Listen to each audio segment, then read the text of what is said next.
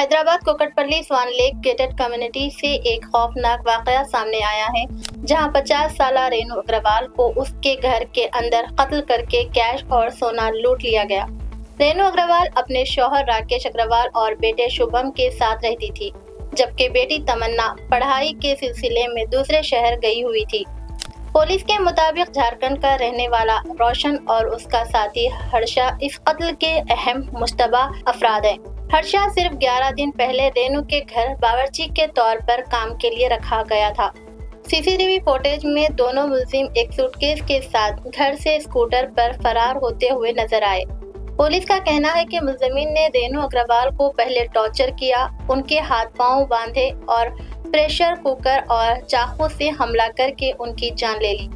Balanagar DCP Suresh Kumar ने media को बताया कि सीसीटीवी और फॉरेंसिक एविडेंस की बुनियाद पर जल्द ही कातिल को अरेस्ट कर लिया जाएगा।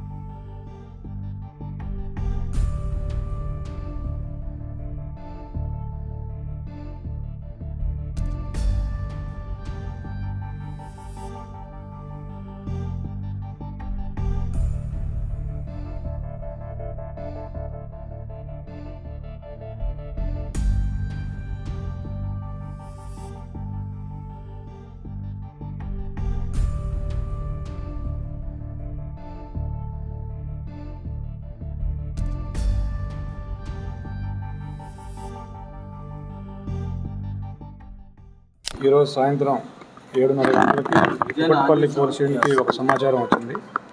ఆ సమాచారం ప్రకారం దాదాపుగా 50 సంవత్సరాల వయసున్న ఒక మహిళ హత్యకు గురైందని ఆ సమాచారం సారాంశం.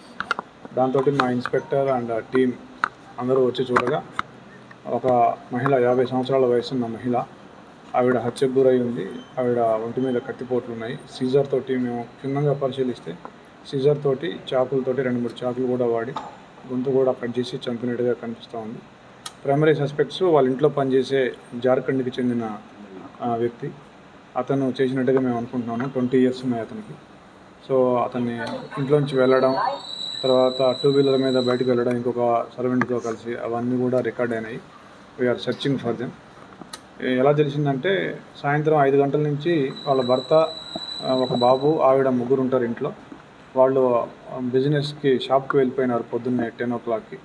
మళ్ళీ సాయంత్రం ఫోన్ చేస్తే 5 o'clockకి ఆవిడ లిఫ్ట్ చేయడం అని చెప్పేసి వాళ్ళు కొద్దిగా తొందరగా వచ్చి 7 o'clock వచ్చి చూడగా తలుపు తాళం వేసింది. తాళం తీయట్లేదు, ఫోను కూడా లిఫ్ట్ చేయడం లేదు. దాంతో వాళ్ళు పైనుంచి ప్లంబర్ సహాయంతో లోపలికి దిగి బాల్కనీ నుంచి వచ్చి చూస్తే ఆవిడ శవం రక్తపు మడుగులో కనిపించింది. వెంటనే వాళ్ళు మాకు సమాచారం ఇచ్చారు.